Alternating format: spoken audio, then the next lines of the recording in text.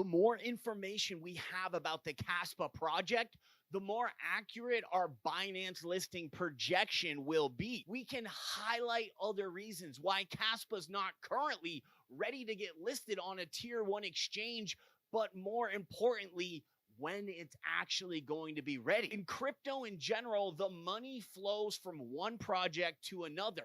Everybody's realizing that the altcoins have all rallied, leaving Ethereum behind, and we can make correlations directly with the liquidity of Bitcoin pouring out into the total 3, aka the altcoin space, and vice versa.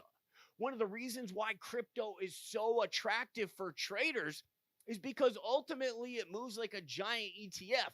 Once Bitcoin's going up, the rest of crypto goes up, and it actually happens often in sequential order. Let me give you an example. Let's say that Ethereum is starting to run hard. Your Maddox and your BNB, your specific Ethereum layer 2s, often play catch up to Ethereum and will run directly after. For traders using leverage position, this is extremely attractive, not financial advice. Back to Caspa.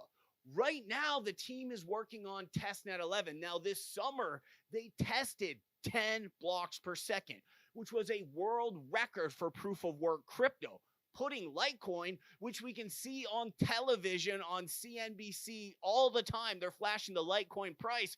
We as Caspians already realize that Caspa, just in a matter of time, is going to surpass Litecoin and thus get its spot on television. So right now, the team is just finalizing making 10 blocks per second an everyday thing for Caspa, because right now, the crypto is still running on 1 block per second.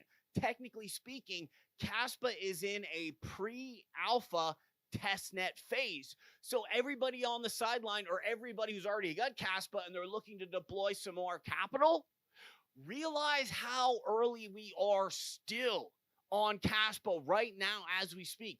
Because after they do the 10 BPS upgrade, then it starts to become more eligible to get listed on Binance and Coinbase. After that, they can do the 32 BPS and then finally the potential 100 BPS. For any of you degens out there that are interested in trading Yoto, the Kaspa meme coin, using this whole money flow tactic and method, Kaspa breaks out to 25 cents on its next run up. In the scenario where Yoto just gets a little bit of rise while Kaspa's breaking out, once Kaspa hit its peak and then starts to cool off, that would be your ideal setup to trade Yoto. For any of you degens who just have to meme it out, we can actually see Kaspa on this origin trend line in the green right here. This is the same trend line that held us up in the April peak. As soon as we lost support of this trend line, the exact day, that's when Solana, by happenstance, started to pick up a ton of market cap and absolutely rocket into the sky. We can also see previously back here in the depths of the cup for Kaspa's low in this summer, once Solana broke to the downside, a lot of that market cap is appearing to pour into Kaspa. And of course, the two are correlated with the fact that Solana can run native smart contracts as well as hook up to the Ethereum virtual machine. Now, there's a lot of FUD going around about Kaspa. Oh, they don't have any smart contracts, or they have to do smart contracts on a layer 2. In time, Kaspa is fully capable of running smart contracts, not just through the Ethereum virtual machine, but the community's actually voted to do it on a native layer 2 inside the blockchain, showing the similar narratives to Solana, as Solana runs native smart contracts. And just in August this summer, they hooked up to the Ethereum virtual machine as well. Now, there's a lot of people that think that Solana has far too heavy of a VC capital, and it's already at 50 billion. So we have to ask ourselves, how much higher can it go? Now's a great time to be scouting out narratives that we are calling BS on.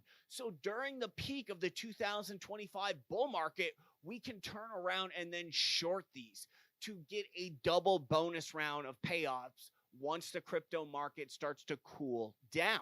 Taking a look at the Caspa price chart right now, we can clearly see that this Adam and Eve double bottom pattern is playing out exactly as we predicted. As soon as we get above 11.5, it looks like we'll run right up to our origin trend line. Now, there's two possibilities here.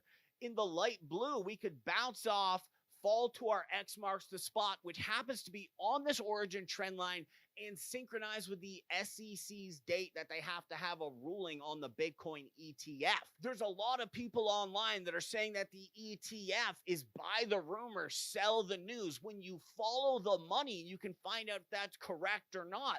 And of course, BlackRock has already just seeded their ETF.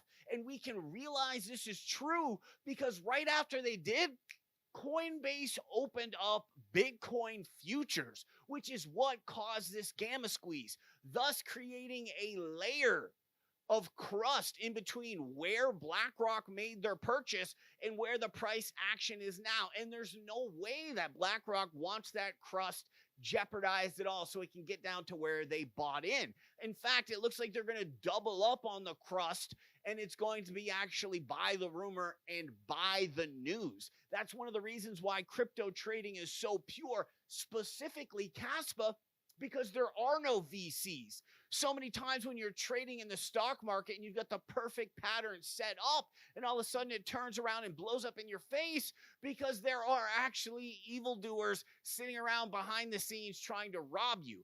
In crypto, it's completely virgin to this, specifically in Caspa. This is what makes it such a trader's crypto. Now, when you're getting into leverage trading, you don't have to go for the glory right away. On this channel alone, we were originally starting out with just $250 leverage trades, shorting quant, shorting AVAX. Meanwhile, Crypto John was advising his Patreon group to go long. Guess who got the bag? Back to the other option for Caspa. We might have enough velocity to actually break over this origin trend line in this scenario where we be bouncing off this opposing red support origin trend line, coming back down for our final touch at the X marks the spot right around January 10th. Before then, the crypto is going to start its massive uptrend. I'm going to be waiting for this touchback around the second week of January before entering into another Caspa leverage trade. None of this is financial advice. Looks like our prediction for Caspa is going exactly according to plan. Thanks for watching this video, you guys. Your family and friend might be interested in crypto, but they're intimidated by cold storage. The Tangent wallet's just like a debit card. Super easy to set up. You become an affiliate marketer and start getting kickbacks right away as soon as you hook your friends and family up. Just use code JesseAI. You get a discount. You're automatically registered anyway into the affiliate marketing team. I'll catch you on the next one.